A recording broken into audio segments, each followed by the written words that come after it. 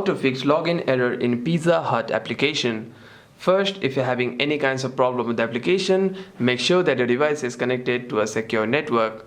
Swipe down on your control center and turn on your Wi-Fi or cellular data, however you prefer. And by connecting to a secure network, you shouldn't be facing any problems regarding your internet connection. However, if there's any other problems with the login, you can simply go to your settings, scroll down and click on General, click on iPhone Storage, and scroll down to navigate yourself to the Pizza Hut application.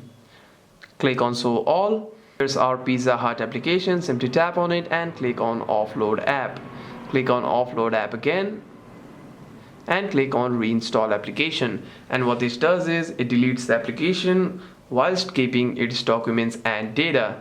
And the next time you open the app, you shouldn't be facing any problems with your login. However, if there's any other problem with the application, you can simply restart your device once and open the app again.